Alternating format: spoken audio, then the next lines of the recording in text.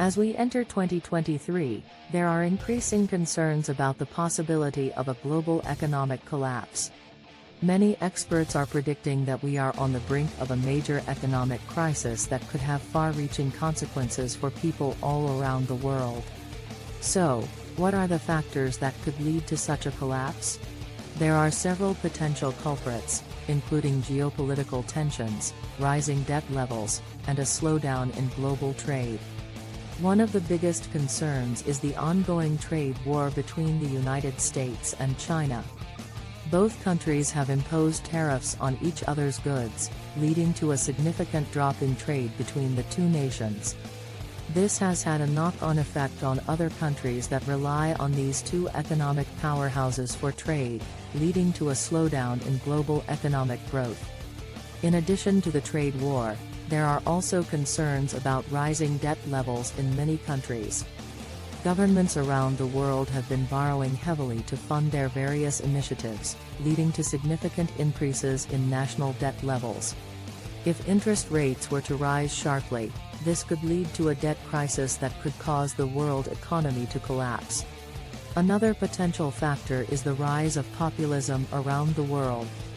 In many countries, including the United States, the United Kingdom, and several countries in Europe, there has been a surge in support for populist politicians who promise to protect the interests of ordinary people. However, some experts believe that these politicians could end up causing economic instability if they pursue policies that are not in line with the interests of the global economy. So, what would a global economic collapse look like? It's impossible to predict exactly how things would play out, but we can look at past economic crises for clues. In a worst-case scenario, we could see mass unemployment, hyperinflation, and widespread social unrest. Governments would struggle to pay their debts, leading to defaults and potential currency collapses. Of course, it's important to remember that a collapse of the world economy is not a foregone conclusion. There are many steps that governments and individuals can take to mitigate the risk of such a crisis.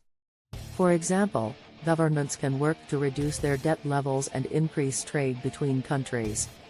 Individuals can take steps to diversify their investments and reduce their exposure to risky assets. Ultimately, the fate of the global economy is in our hands.